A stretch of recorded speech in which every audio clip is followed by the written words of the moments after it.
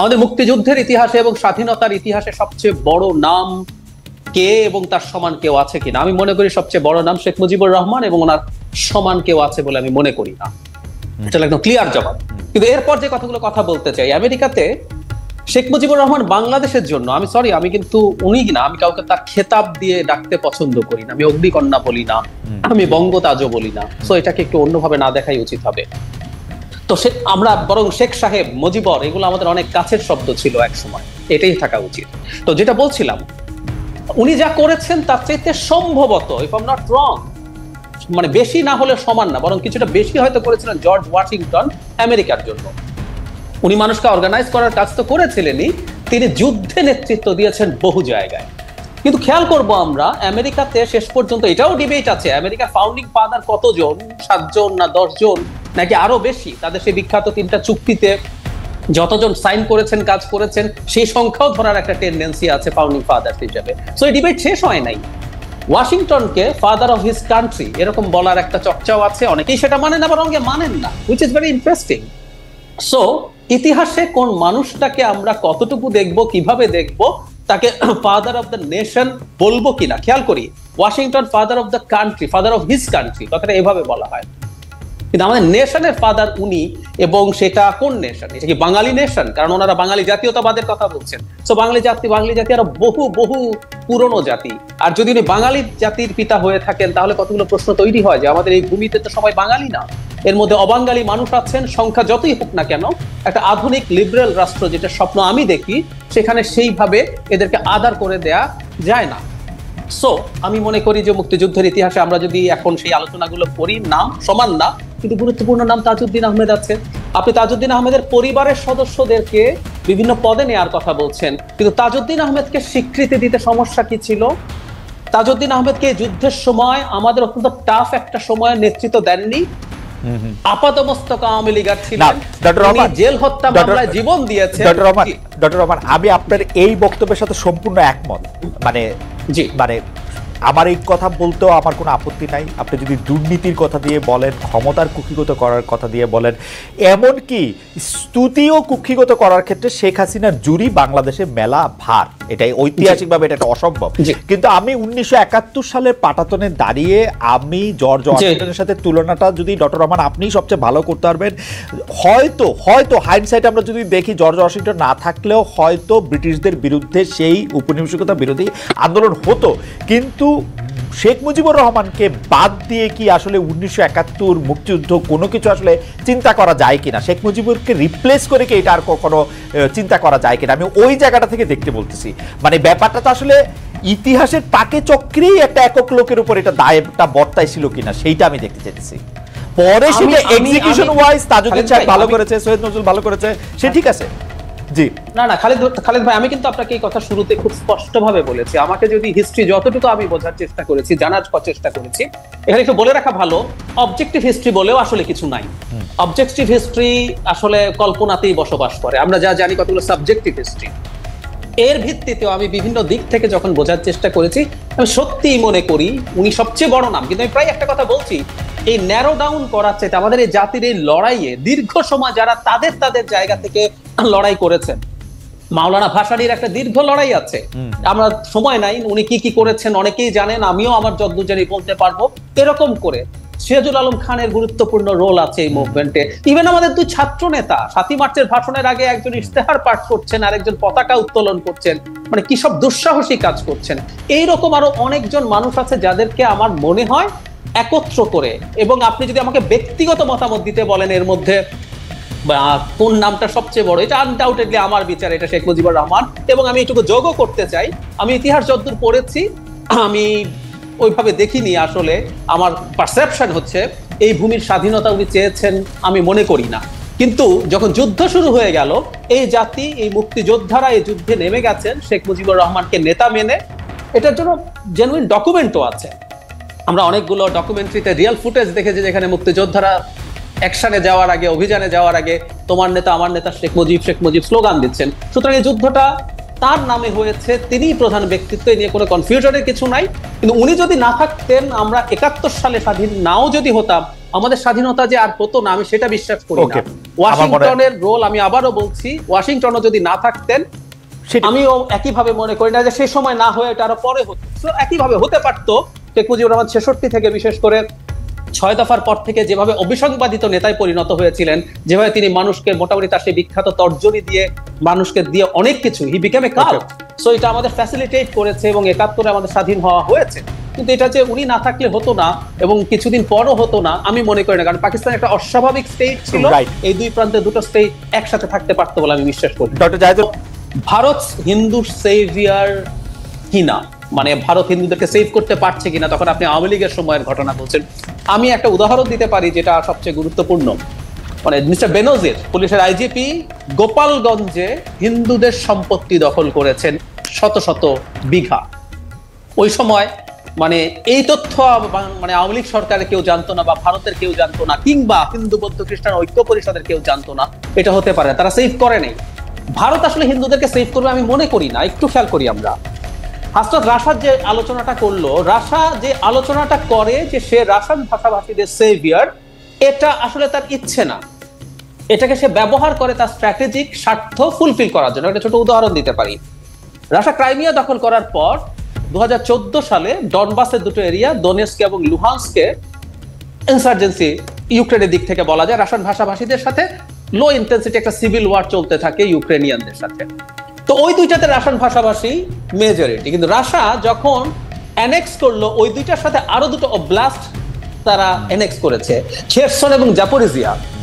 Kherson Zaporizhzhia তো Russian মেজরিটির লোক না।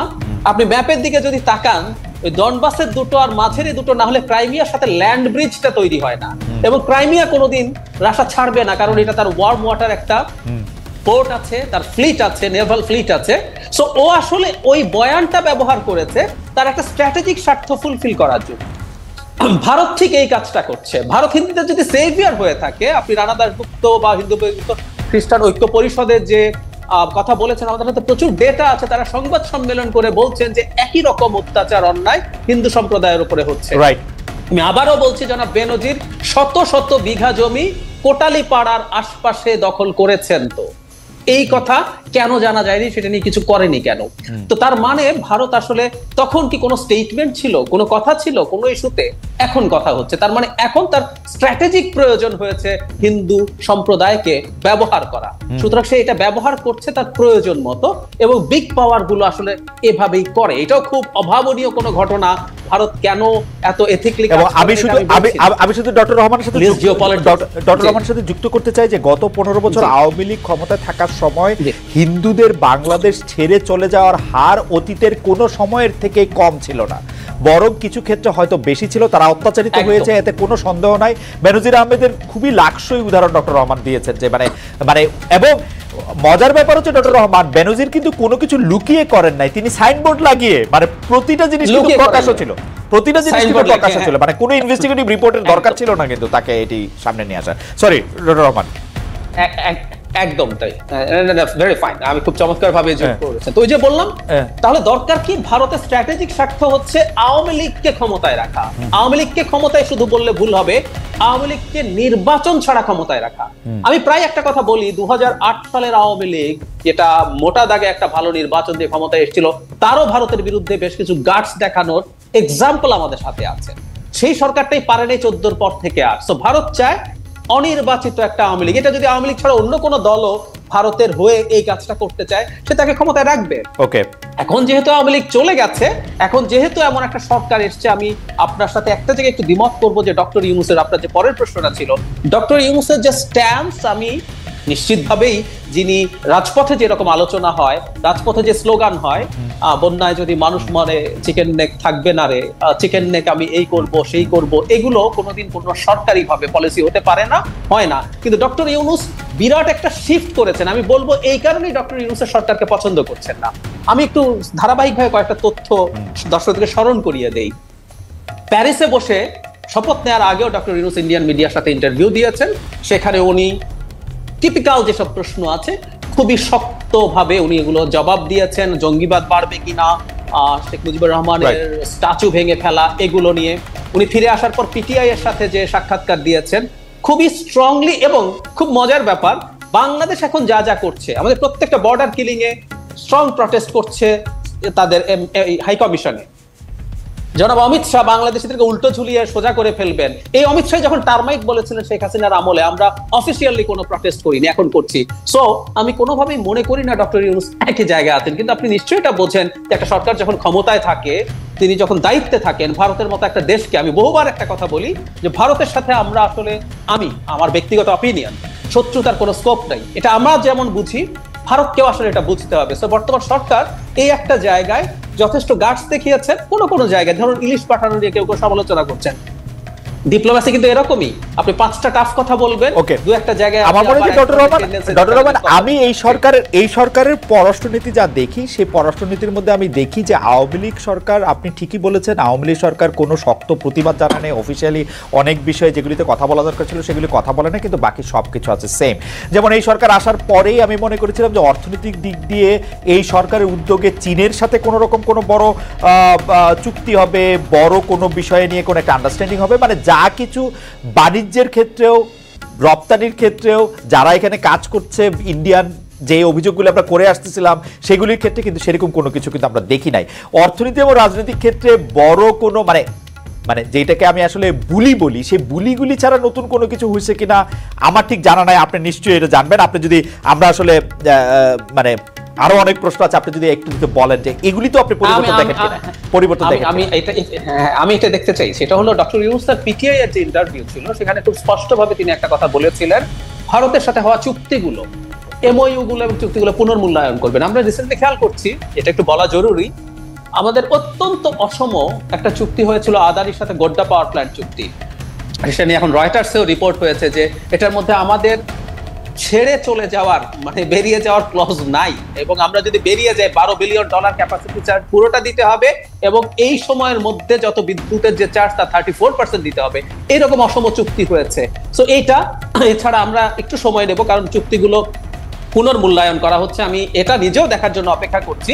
বিশেষ করে এমওইউ গুলোর তো কোনো লিগাল ভ্যালিডিটি নাই, যেসব অসম এমওইউ আছে এগুলো সবগুলো বাতিল করে দেওয়া উচিত। তবে আমি এটুকু বলি যে ভারতের সাথে হওয়া সব এমওইউ চুক্তি বাতিলের চেষ্টা করতে হবে, সেটা বিশ্বাস করি। ডক্টর রহমান এটা নিয়ে নিশ্চয়ই আমাদের আরো কথা বলতে হবে। আদানির সাথে চুক্তিটা কি ভারতের সাথে চুক্তি হিসেবে বিবেচিত কিনা? আমাদের মতো একটা এনার্জি এবং পাওয়ার হাঙ্গ্রি একটা দেশের পক্ষে এখন আমরা সেই চুক্তি থেকে বেরিয়ে আসবো কিনা সেটা একটি প্রশ্ন। আমি চুক্তি থেকে যতটুকু বুঝছি যে এক্সিট ক্লজ অন্যান্য জায়গায় যেরকম থাকে এটার মধ্যেও এক্সিট ক্লজ সেরকমই আছে। যাই হোক, হাউএভার এটা নিয়ে নিশ্চয়ই আমরা কথা আমরা বলতে পারবো, কারণ আমাদের দর্শক অলরেডি আমাকে আদানির লোক বলে ফেলছে কিনা আমি জানি না, বলেও ফেলতে পারে, যেহেতু আমি এটা নিয়ে আপনাকে একটা প্রশ্ন করেছি। কিন্তু আমাদের একটু এগোতে হবে, সেই জন্য আমরা একটু এগোই।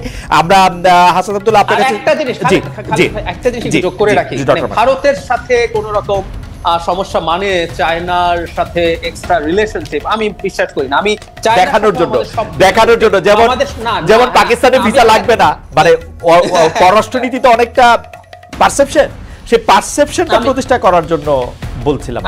আমি আবার ভিন্ন কথা মনে করি, কারণ হলো surprisingly somehow the previous regime এই দুইটা দেশের সাথে সুসম্পর্ক করতে পেরেছিল। আমি যোগ করে রাখি, চায়নার সাথে আমাদের অনেকগুলো অসম চুক্তি আছে, অপ্রয়োজনীয় প্রজেক্ট আছে, বেশি সুদের চুক্তি আছে। আমি দেখলাম সরকার এগুলো পুনর্মূল্যায়নের কথা বলেছে। একটা কথা যদি যোগ করে শেষ করি, মাহাথির মোহাম্মদ যখন এইবার কিছুদিন আগে ক্ষমতায় এসেছিলেন, তিনি চায়নার সাথে অনেকগুলো চুক্তির পুনর্মূল্যায়ন করিয়েছিলেন।